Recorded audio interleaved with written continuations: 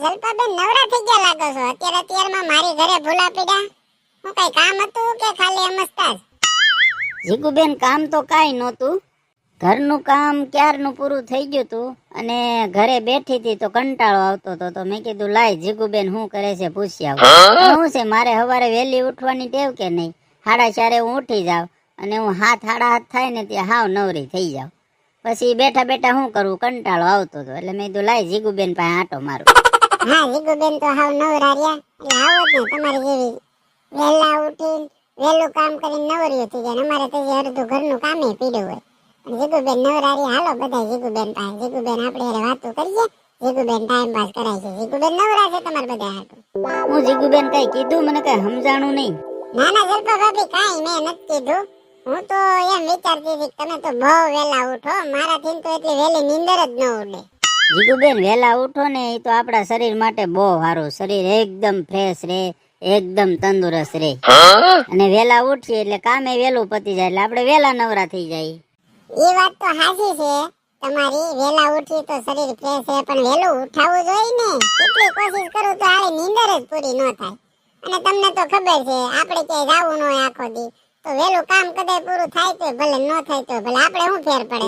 મારે હજી અડધા ઉપર કામ પડ્યું છે, આપણે બીજું કઈ કામ છે ને અડધા ઉપર કામ પડ્યું છે, ધીમે ધીમે કર્યા કરશું. આપણે શું બીજું કઈ કામ છે? ઘરના કામ સિવાય કામ બીજું હોય નહીં.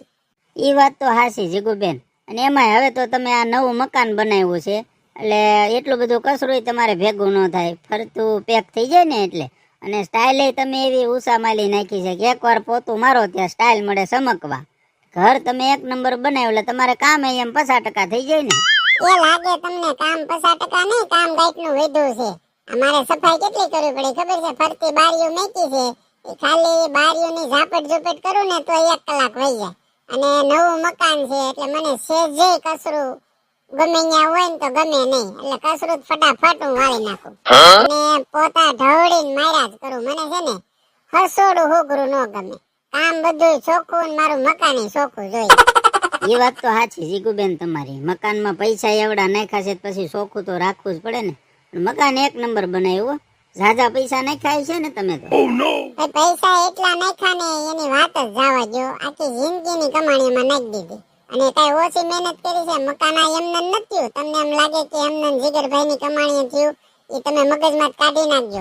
મેં દિન રાત હાડીઓ કરી છે, ગામના કામે એટલા ઢેવડા છે, એ પૈસા ભેગા કર્યા, જીગરની કમાણીના પૈસા નાખ્યા તે આ મકાન થયું છે. મેં રાત દી એક કરીને મહેનત કરી છે, તમને ખબર છે? જીગુબેન એ તો મહેનત વગર તો કઈ થવાનું જ નથી. મહેનત કરીએ પૈસા આવે પછી જ આપડા બધા શોખ જે કઈ હોય એ પૂરા થાય. પણ જીગુબેન મેં તો ક્યારેય કામ નથી કર્યું. હું તમને હાસું કહું, મને વચ્ચે 2-3 વખત એમ થયું કે હું હાડીઓ બનાવું, પણ તમારા ભાઈ ગાઈ ના પાડે.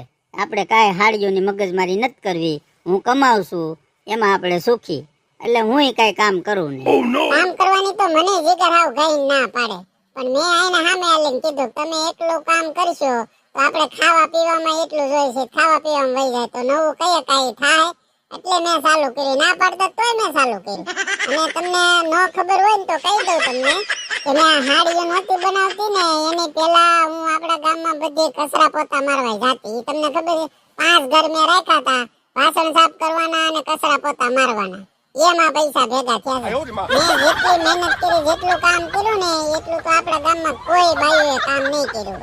આ તઈ આવડું મકાન થયું છે, તઈ 4 વ્હીલ થઈ છે, તઈ અમે મહિને 2 મહિને રખડવા જાય છે.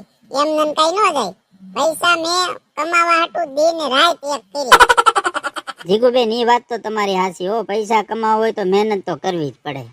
અને જલપાબેન તમે તો નવરા થઈ ગયા છો ને, મારે હજી અડધા ઉપર કામ પડ્યું છે તો મારે કામ કરવું છે. હાલો તો હું હવે કામ મળું કરવા. કાંઈ વાંધો નહીં જીગુબેન, તમે તમારે કામ કરો. આ તો હું નવરી હતી ને ઘરે કંટાળો આવતો હતો એટલે મેં કીધું લાય જીગુબેન પાસે જાવ, ઘડીક વાતુના ગપાટા મારી તો ટાઈમ વિયો જાય. સારું હાલો આવજો જીગુબેન. હા વાતુના ગપાટા મારવા જીગુબેન એક જ મળે, બીજું તો કોઈ મળે નહીં. અને જીગુબેન ને ઘરમાં કામનો પાર ન હોય, પણ ટાઈમ પાસ કરવા આવ્યું એકાદી નવરિયું આવી જ જાય.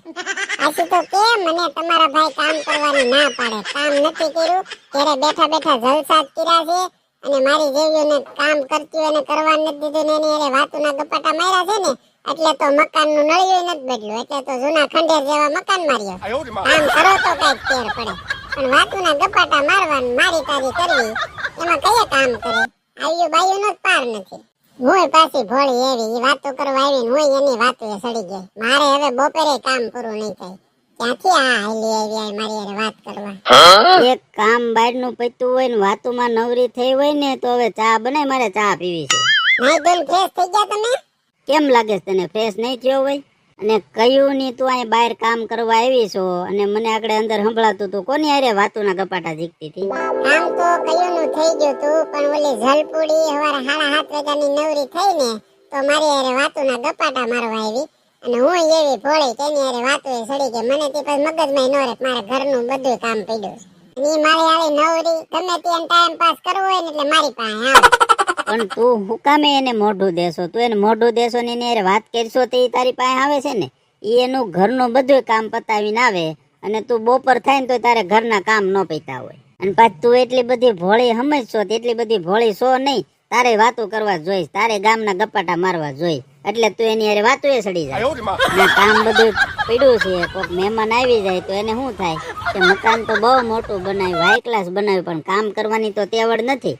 બપોર લગી તું કામ કરશો તો થોડી સવારે વહેલી ઉઠ અને વહેલું કામ ચાલુ કરી દે તો ન પૂરું થઈ જાય? મને તમે છે ને વહેલું ઉઠવાનું તો કેતા જ નહીં હો. હું વહેલી આજે નહીં ઉઠું ને કાલે નહીં ઉઠું. કામ મારે કરવું, તમારે કરવું છે. હું બપોરે પૂરું કરવું તોય ભલે, હવાનું કામ ને રોંઢે પૂરું કરવું તોય ભલે, એ તમારે નથી જોવાનું. તમે તમારા કામથી મતલબ રાખો. મને કાંઈ તમારે છે ને શિખામણ દેવાની જરૂર નથી.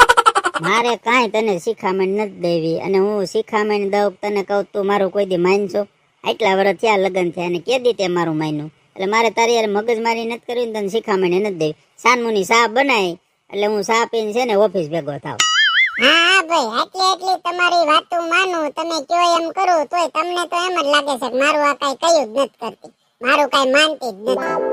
બસ મારે ખોટી મગજમારી નથી કરવી. હું ગાડીને ગાભો મારું ત્યાં તું સામે એક ધ્યાન હું ગાડીને ગાભો મારીને આવું.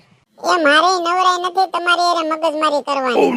આ હવારમાં ઓલી જલપુડી આવીને મારું કામ બગાડ્યું. હવે તમે પાછા તો પોતે બધાય મારી હારે મગજમારી કરીને મને એમ કે તું મગજમારી કરશો, તું મગજમારી કરશો.